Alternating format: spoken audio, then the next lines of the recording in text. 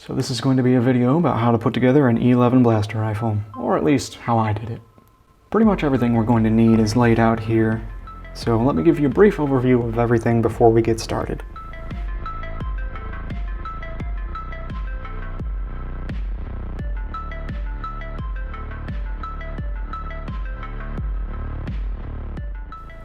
I'm going to start with a semi-automatic Light Sterling carbine. This one is in 7.62 Tokarev.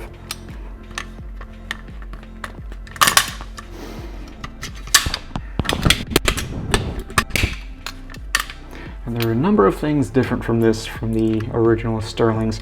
First and foremost, as it is a semi-automatic conversion, they had to place some blocking bars in here to prevent the original barrels from going in, and there were some modifications to the bolt as well. It changed into a striker fire rather than an open bolt design, and the barrel is very obviously 16 inches rather than the original length. So let me pull this barrel out and I can show you the difference between the originals and the newly manufactured ones.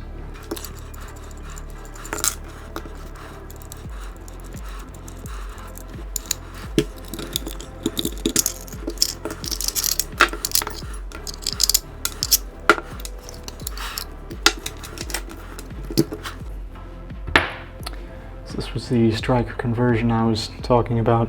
There's a new channel milled in here for the firing pin, which is also newly manufactured. Just slides right in there, and that works as a striker, which keeps it semi-automatic, or enables it to be semi-automatic closed bolt rather.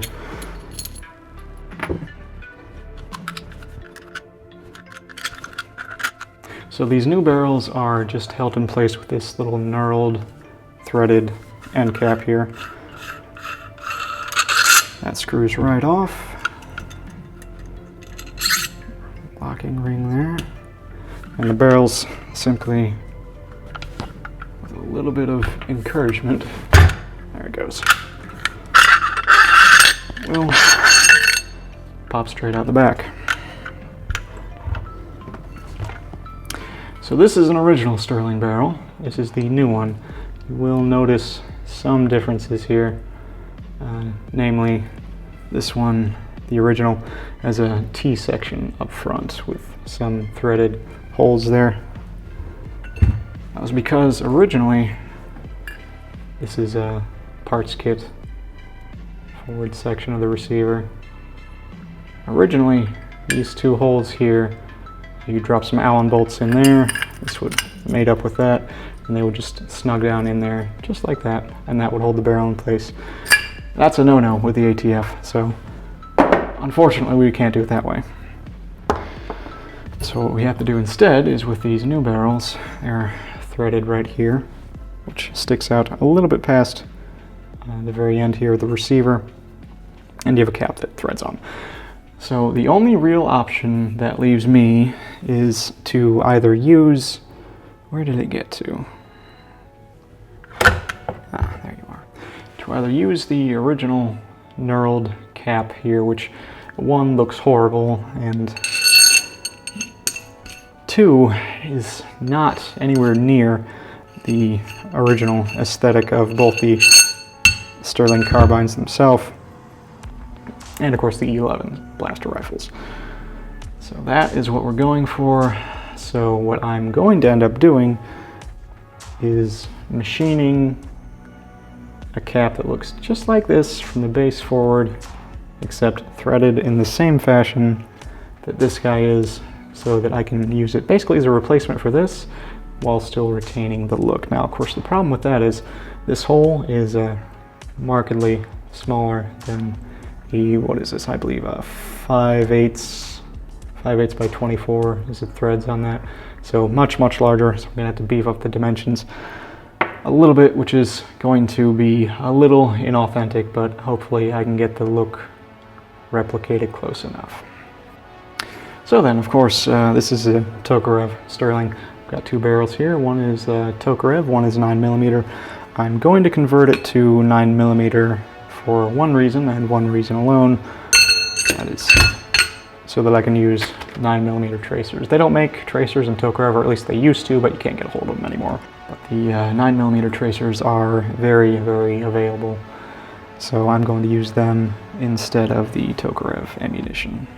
So first things first with the barrels, I'm going to go ahead and file for a Form 1 SBR tack stamp, which will let me chop the barrel down to right about where those threads are at, make it nice and flush with the end cap that I'm going to have made. That'll give it the original look without the goofy pencil barrel sticking out the end. So one of the next things that we're going to have to do is create a mounting plate or bracket for both the scope and the Eggleston counter. This is an actual authentic Eagle variant of that. A little bit harder to find. You can get reproductions or resin casts, of course, but I wanted to be as authentic as possible for this one. So I've got a little blank of 01 tool steel here. I believe it's an 1/8 inch thick, and you know, that might be a little bit overboard, but I wanted something that was, you know, sturdy and would hold up to actually firing a weapon rather than just being for a prop. So this, you should hold up all right. Now it is going to need chopped down quite a bit. How I've seen them mounted before is essentially it goes into the rear sight post like that and then hooks into one of the holes drilled in the receiver here. But I got one this wide because I wanted to have it as a one solid piece. Some people will bolt an L shape, basically it goes off and then down to mount the counter onto. But I wanted to have that all in one solid piece and be a little bit sleeker, a little bit better looking, I think. So once we get the mounting plate up and running there, we can go ahead and drill it for the M38 Scope here. This is an authentic one. Again, you can get replicas, but this is the real deal. And if you want to see down the scope, it's actually very interesting. Let me see if I can get it in focus here. There we go. So it has a little bit of magnification, not too much, but it does in fact have a reticle. You'll notice all the numbers are backwards. I'm assuming these were used in conjunction with a periscope or mirrored something or another to flip that back into place. These were pulled off of tanks after all. The eye relief is very, very unforgiving as well. So we can get that mounted up top. It'll look approximately like that. So then we've got the little power cylinders that go over top of the magazine well. Some variants of it have the coils that run back.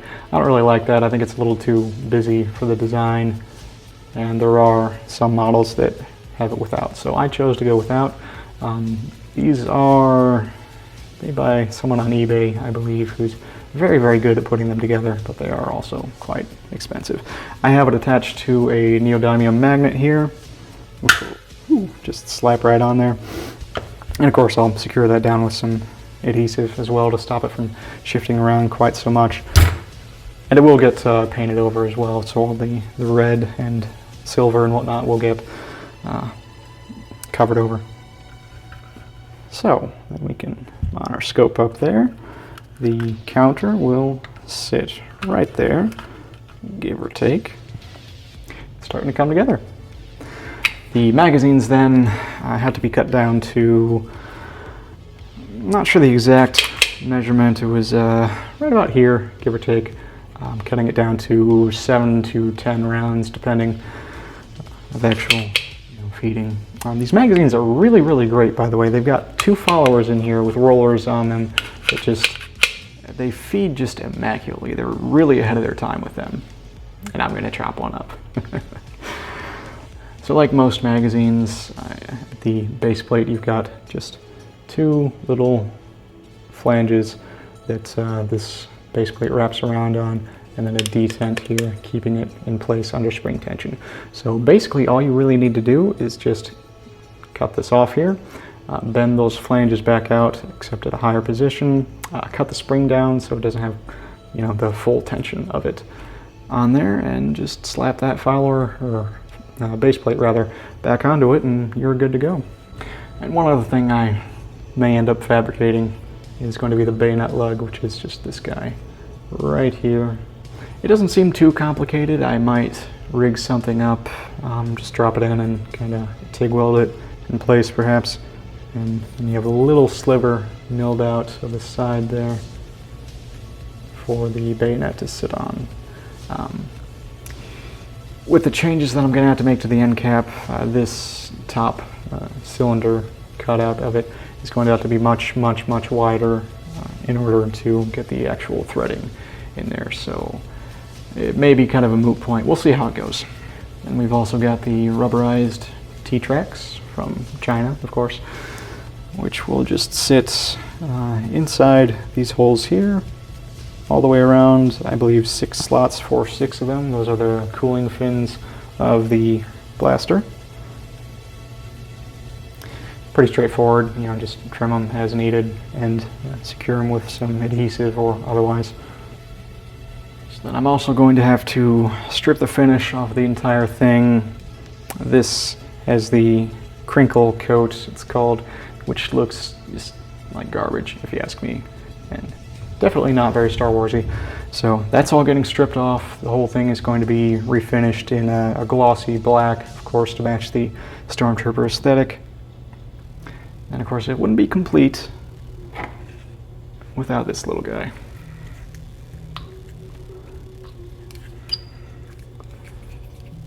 So this is the Stormtrooper voice modulator,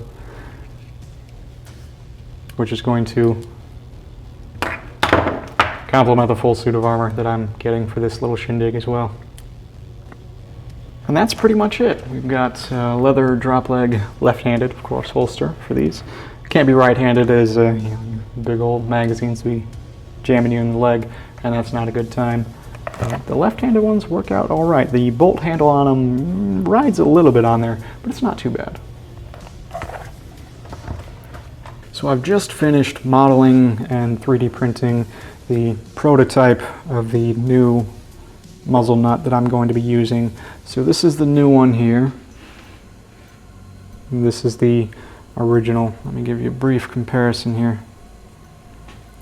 They are similar in aesthetic. You'll notice though that the original, the outer cylinder is much smaller, and I've also cut back on some of the holes as well where the Allen bolts are going to sit in there, just for aesthetics, of course. They're not going to attach to anything.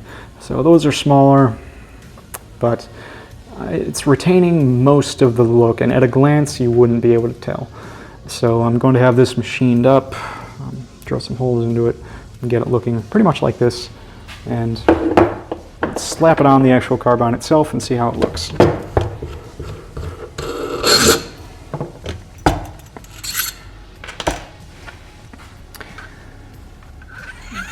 3D printing fine threads like this can be a little tricky, so it cross threads pretty often. Can I get it? No, it's off. Bear with me here. There we go.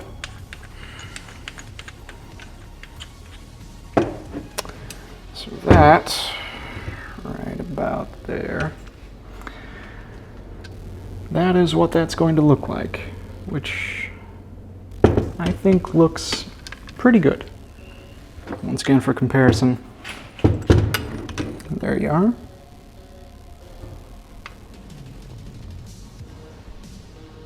Not too bad. Okay, well, welcome back. It's been about 8 months or so since I last recorded anything for this. Been waiting on a number of things, 3 things in particular. First off, TK armor here. I finally got, unfortunately it was never finished, so I'm gonna have to tackle that myself here, but hey, at least I have it. Secondly, tax stamp, got that back in. And third, I've finally gotten our end cap back from the machine shop, so notice they are quite similar in design. There's a little bit of nuance between them. Like, for example, the holes are a little bit smaller in some areas so that they don't impede on the thicknesses of the walls where the threading is going to be and whatnot. But otherwise, they're basically exactly how we wanted it. So I think we've waited long enough. Let's go ahead and get started here. We've got two things to do. One, chop this barrel. Two, thread this thing, get it finished up, and get it slapped on the end of there, see how it looks. So I'm going to use a lathe to chop this barrel here. It's going to be off camera, I'm sorry about that, but it's really the best way to get a nice consistent cut. So regarding the end cap though, just going to be a simple threading job, this tap here. So as a reminder, this is a 5/8 by 24 tap here, and we're going to go ahead and thread this up. Alright, that's done. Let's pop it on there and see how it looks. Alright, so here we go. Let's see how well it fits. Seems to thread on just fine. And with the shimmer too, that'll be right about where it stops. Let's take a look.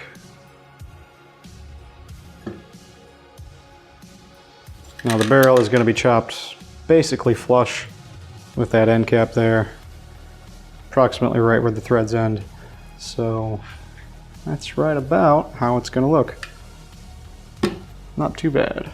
Picked up a couple of 308 shims here so I can get this timed properly.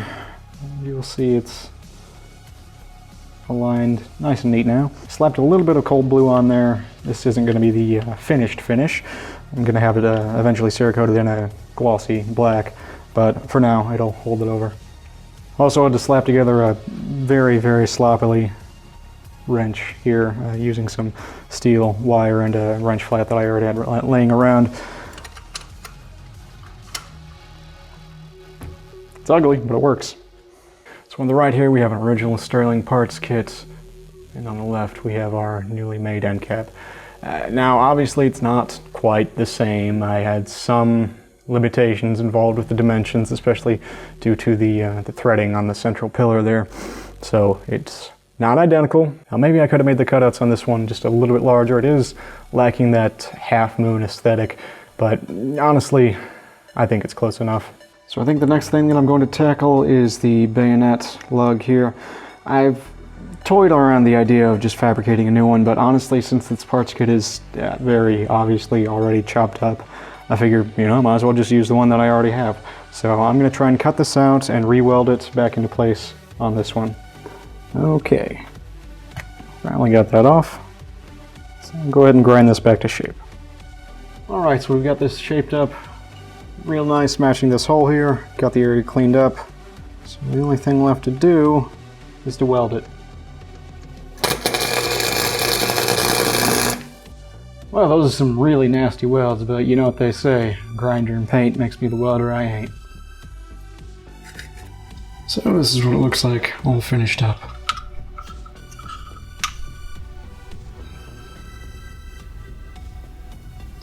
There are a few defects in there, but I'm satisfied with it.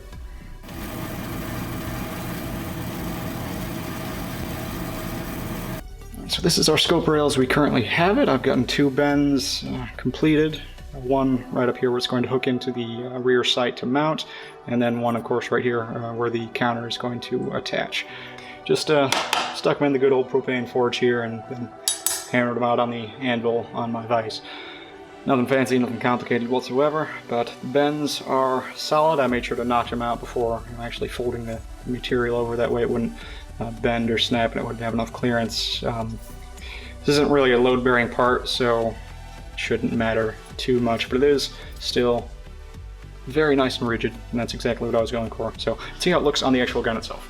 So I'm not sure if I mentioned, but I did finally get the barrel chopped, so it's nice and flush with that end cap there. I haven't crowned it just yet, that's coming later, but the actual cut is very nice. I put it on the bandsaw first and then squared it up with the lathe after that. So here's our scope rail.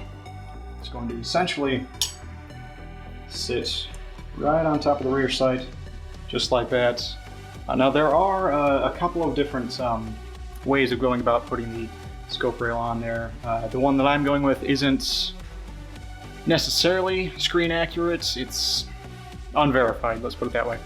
So what I've done is, since this rear sight flips back and forth depending on which distance you want, so if I have it flipped forward on the 200 meter setting, that means that it can't travel forward any, which means that if I hook this into it, like so, and I have it hooked in up here at the front, of course, if I screw that in, the tightness of it is going to pull that forward, and it will be a very, very rigid mount, which is, again, what I'm shooting for here.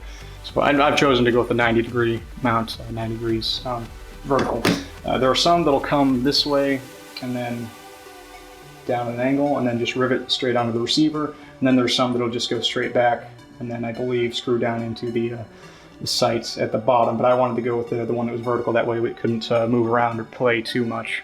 So that's going to sit in there just like that. I'm obviously going to have to shave a little bit more off the top, but I'm going to drill a hole into right about there-ish so that I can fit an M3 screw through it. Now, as it actually turns out, the rear peephole on these for the 200-meter setting is pretty much the exact size for M3 threads. Okay, so we got this rear piece trimmed more or less even with the rear sight there.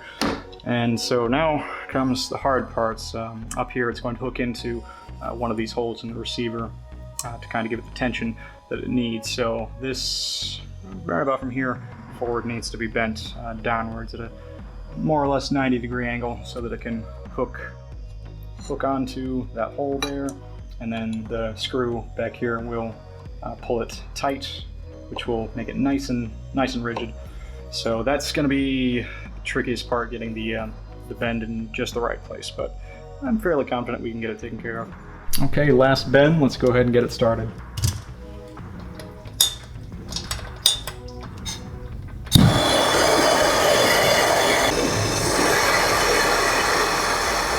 Doesn't take too awfully long for it to heat up. This is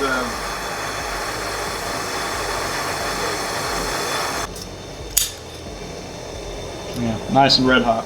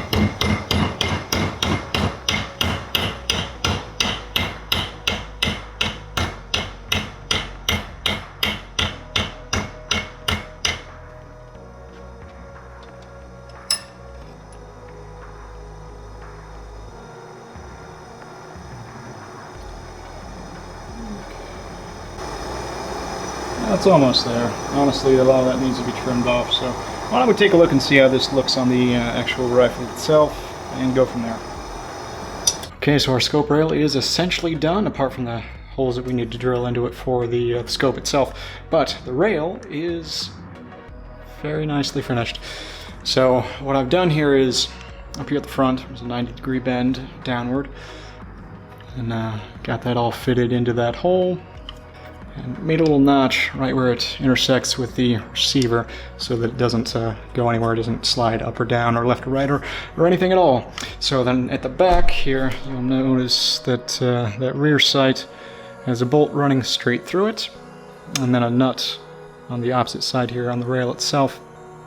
And that's all made it up nice and snug. It's not so snug that it's touching, but it is snug enough that it pulls from the forward position here that keeps tension on the whole thing. So this is just really rock solid. The only thing that it has is a teeny tiny little bit of flex if you really press on it, but it's not bad at all. Really not bad. Just super rigid, super solid, and I'm really happy with how it turned out. Got the hanging section for the counter on there. We'll take care of that in a moment. Went ahead and drilled some holes in that scope rail. Got the actual scope itself mounted up there. It's looking pretty good. Pretty good, I think. I've even got it tuned just right to where I can actually use this stupid scope to actually aim with. It's really not the best in the world, but it is functional. I'm kind of surprised that I got it to that point as far as the elevation and then just the side-to-side adjustments. It's fairly spot on. I don't know if that'll hold up over time. The reticle itself, I've noticed, is kind of spinning under vibration, so if that will hold up to actually shooting it or not, I have absolutely no idea. But either way, nice and rigid, just real nice, really come together. So next up is going to be the counter, hang lister counter. It's going to mount on this side section right here, and I think I've come up with a really crafty way of attaching that non-destructively, because I have an original Eagle counter, which would be just an absolute shame to destroy. I mean, I could drill some holes in it, put some bolts in, or just use some epoxy to, you know, permanently affix it, but just such a shame I think that would be. So I'll show you what I came up with here. I think it's going to turn out really well. So here we've got our counter. Now, it's basically just a box, not really any good way to attach it the way it is, but here's what I've come up with. So this front shroud just pops right off, and underneath on this side, the side that's going to be pressing up against the actual bracket itself, you'll notice there's a little cutout here and scroll work inside. So what that's allowed me to do, taking this little neodymium magnet here, that'll fit right in there rather nicely and very snugly. That'll just hide itself right in there. Now that's not enough to attach on its own.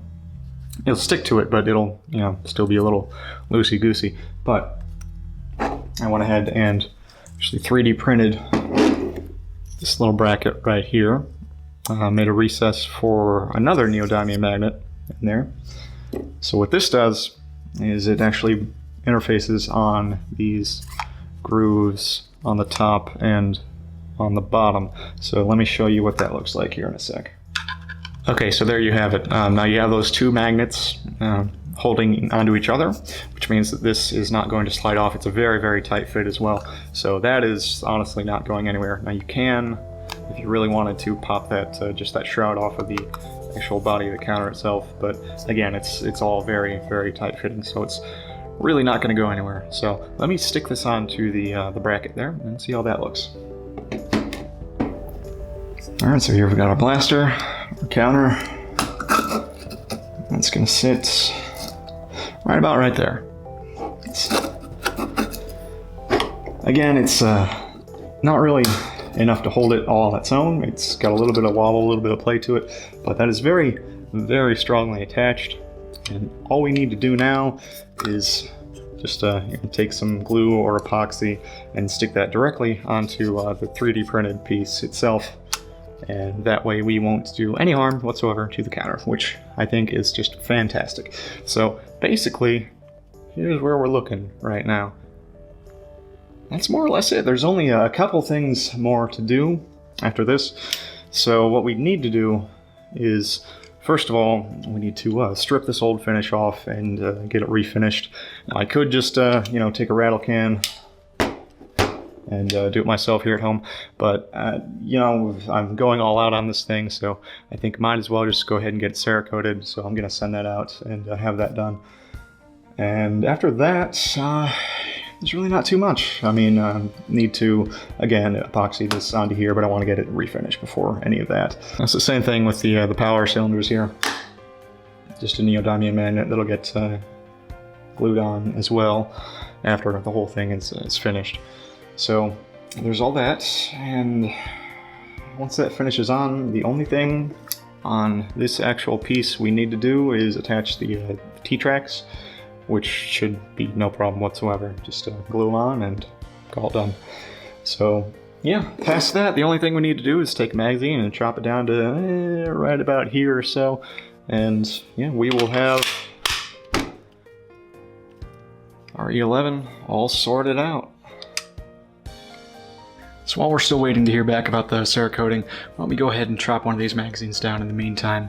So the screen versions, from what I've read up on, they tended to vary wildly from about half the size down to, I think it was 2/5 or so. Now the point is there's a lot of wiggle room as far as validity goes.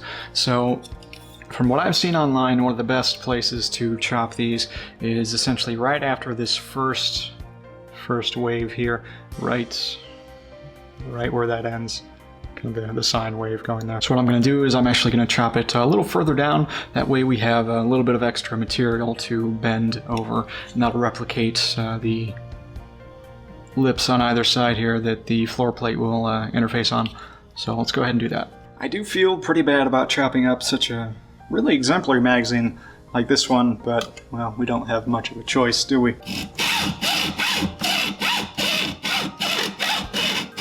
So now we're going to go ahead and make some cuts on the front and back of the magazine.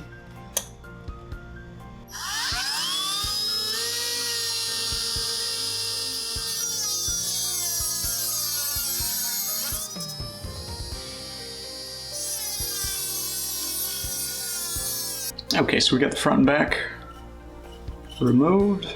So we've just left with these two little ears here on the sides. Just need to bend those out and we'll be set.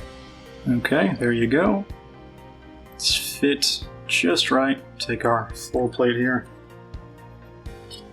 slide it on there. It's a bit of a tight fit, but it's pretty good. Now we need to chop down the spring. Now as far as the spring goes, I would much rather err on the side of caution first, just kind of fine tune it from there. So I'm going to chop these coils at about right here. It's the full length of it. And see how that does. Alright, so I managed to cram 7 of them in there. I could probably fit a few more if I took a few more coils off of that spring, but like I said before, I'd rather have it a little too strong than too weak. So otherwise, everything seems pretty good. Let's see if it feeds reliably here. So here's our magazine. Let me take this off so it doesn't get in the way. This as well. So, see how it does. There you are.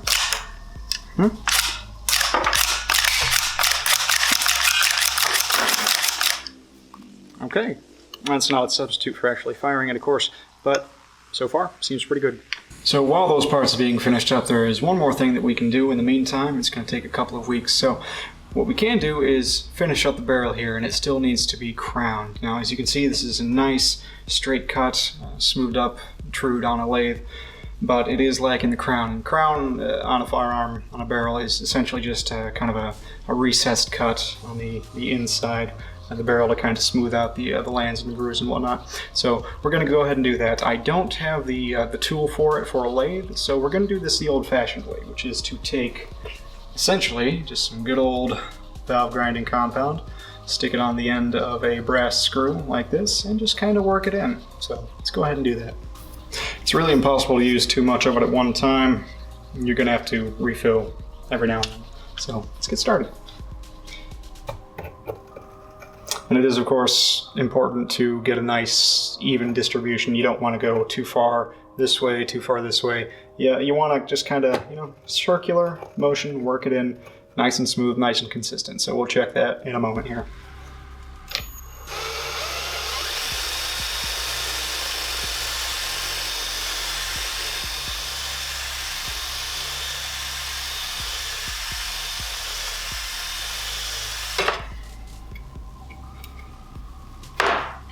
This will take just a little while, so why don't we skip ahead here.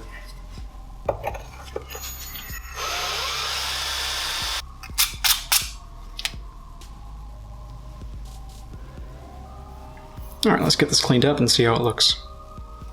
So there you have it. One finished crown barrel, all ready to go. Now the only thing we have left to do is wait. And wait, and wait, and wait, and wait. There's so much waiting in this project, but we're just so close. Just right at the end. Give it 2 weeks, we'll be there. See you then. Right, here we are back from being Cerakoted, and it is looking rather sleek. I do like the way that it looks so far. That crinkle coat is completely gone, and you've got just a nice, clean, flat black going on. It's very, very slick. Now the unfortunate bit of that is, since that crinkle coat is now gone, and since that did add so much extra material onto the surface, you can now make out all the teeny tiny little defects in the metal itself on the gun. But that's fine. You know, it gives it a little bit of character. I don't mind that at all. So, we just have a few more things to do here. First off, we need to put a bit of paint on the power cylinders here. Couldn't get this Cerakoted because one, it's highly magnetized, which doesn't matter too much, but that, you know, potentially might have interfered with some of the other parts. And additionally, you know, some of the cables and fine art goings on in the back can't really take to the ceramic coating too well. So we're just going to actually use some Duracoat on this and hope for the best. But get that out of the way. And we need to epoxy that on top of the magazine well here, of our 7-round magazine. Nicely Duracoated as well. It has some text on the bottom that I didn't see before because it was covered in paint, but off in that direction. The more you know. So, need to epoxy that onto the side, need to epoxy the counter onto our little flange here on the side as well. And that will just be onto this 3D printed part, and the actual counter itself can pop straight off, so wonderful there. And then we do need to finally, to finish things up, take our T-tracks here, the rubber T-tracks, and just slap them onto all the vent holes there, finish up the front, and that will be it. We will be 100% complete. Okay, so we're going to mount our counter here. Now, as with many of the other teeny tiny little pieces parts of one of these, there's a tremendous amount of variance in the actual placement, size, and whatnot. So what I've seen online, what I'm going to use for reference is these two prongs here being just slightly in line with the magazine release, as well as the top horizontal being lined up just underneath this little divot here. I personally find that to be the most aesthetically pleasing. Just kind of seems just right, you know, so I'm going to go with that. And that looks like a nice healthy amount. So, all right, so while that's curing, we're going to go back over to our power cylinders and give that 1 or 2 more coats in the meantime. All right, so now we're going to go ahead and epoxy on these fins here. I've got one in place already. It's kind of a proof of concept here. It seems to be holding all right. Now, who knows if it'll hold up to firing or not, but we will find out. So I'm just going to go ahead and secure these with some rubber bands here.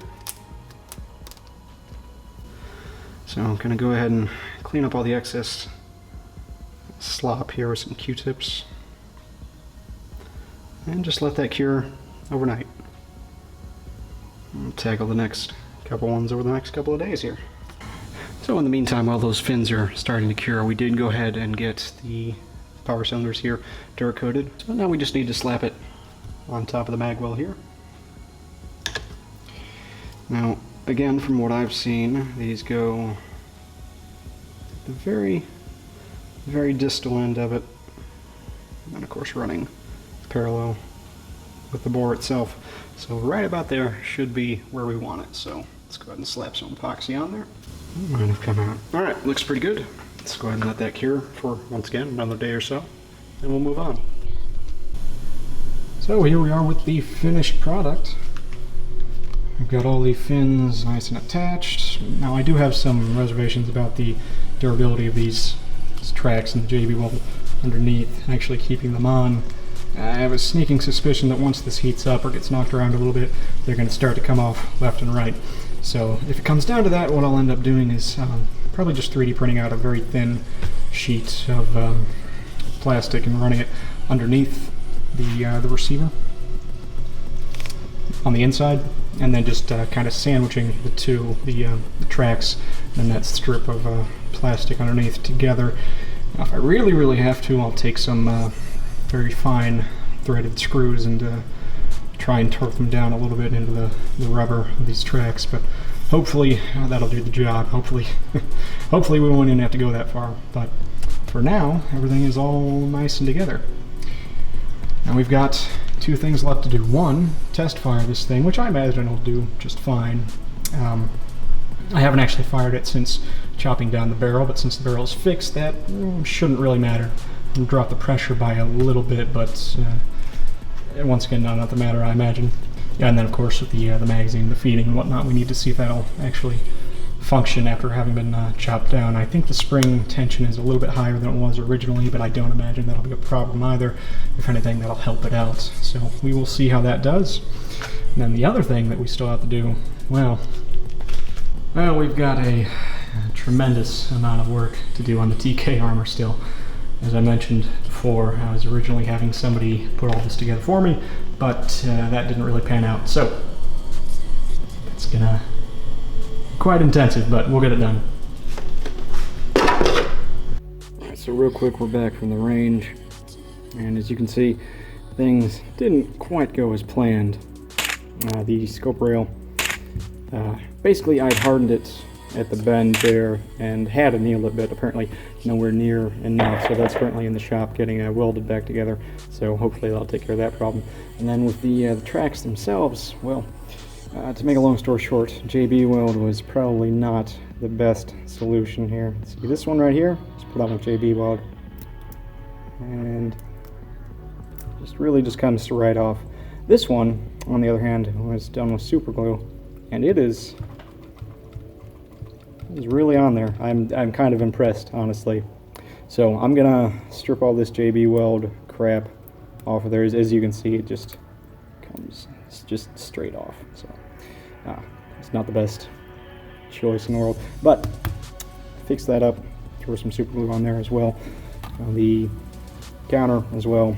Notice the JB weld just came straight off of it. I did scuff this up a bit, but apparently not enough. Cerakote, it doesn't really play nice with it since it is a little bit lubricating as well. So super glue is the next step. On the plus side though, it was running 100% reliably with the 115 grain ammo. I didn't try any tracers in it. There was a little too much vegetation going on at the time, but I imagine they'll do just fine given what we saw with the standard ammo. Okay, we got our all back together. The fins have been reattached with some super glue rather than a JB weld, and they are on there pretty good. If you really try and wrench them off, they will come off, but this isn't exactly a duty gun, so I anticipate they will be just fine. Whether they'll survive being heated up or not, I don't know, we'll see. But with the 7-round magazine, I doubt this thing is going to get all too hot. So, and we reattach the counter on the side here as well. Seems to be fairly solid. Again, if you give it a good whack, I'm sure it would come off, but don't plan on doing that, so it shouldn't be an issue. Now our scope rail here, if you saw in that video prior, it snapped right about here where that bend is. So we have attended to that. It has been welded back into place, tigged rather nicely. I didn't do that myself. I don't have a TIG machine. I wish I did, but for the moment I do not. So it is all nice and snug and finished, and the only thing to do now is once again go to try and prove it one more time with some live ammo. Hopefully it should do just fine. This part right here, I do not think this will snap under any circumstances anymore. It has been welded very, very well. I am a little concerned about the rear piece here. Cinching it down puts tension on this whole thing, which when you have the very sharp impulse forces of the recoil, that can impart a tremendous amount of force in a small area. So that may break, may need to re-weld that, but we'll see in just a moment here. So we've got our E-11 out here at the range. We're gonna go ahead and make sure nothing else breaks on this. Now I say that, this little guy has already busted off. You can kind of see on the underside there, the epoxy has picked up the engravings underneath. That's kind of neat. I'm probably just gonna end up tack welding this on in 1 or 2 places on here because it just does not want to stay in place, but that's a non-issue really. So anyway, let's see how well this holds up now.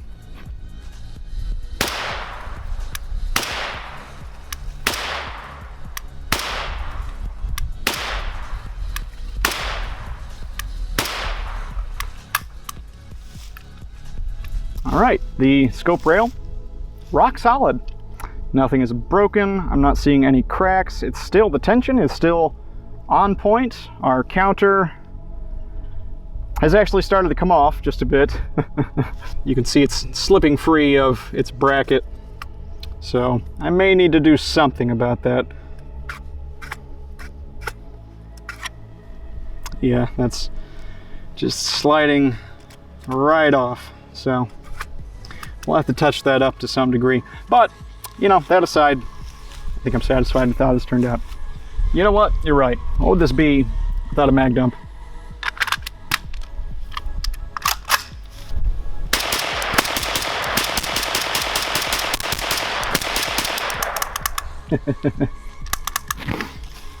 So we made a minor revision to the bracket for our counter here. Said counter has survived the entire ordeal without so much of a scratch. Well, I had scratches, of course, but no new scratches, that is to say. Again, as you can see, these are fighting with it just a little bit. And click. There you go. How are you attaching this to the bracket, though? Are you going to use screws or epoxy or something? No. No, I'm just going to superglue it. But that'll snap right off, you might say. Well, kinda. The only time that that's ever going to come off is if I drop it. And if I drop it, I want this to come off. Because if this doesn't come off, it's going to be nice and rigid. And it's going to do damage to this original part here. So, consider it an ablative material. So originally, I had set out to make every modification to this gun a non-permanent solution. But, unfortunately, I could not follow through on that. Now, you'll notice up here in the power cylinders, I have indeed just slapped a bit of a weld there on either side, so it is absolutely not going anywhere now. I did not have any luck whatsoever with super glue or epoxy or pretty much anything else that I tried to get it to stay in place. It just always worked its way off, especially after its last outing with a certain gaggle of drunken invalids. You guys know who you are. But that aside, this is 100% done. It's running 100% reliably. All of our attachments are exactly where we want them to be, very sturdily mounted, not going anywhere, even after firing. And yeah, there you have it. This is E-11 blaster rifle, 100% completed, and I'm pretty satisfied with how it turned out. Now, despite being incredibly heavy, especially for its size, this thing weighs about 10.5 pounds or so, it just feels so good to finally have in your hands. So how are we doing on time? That's over 45 minutes. Okay, time to go. See ya.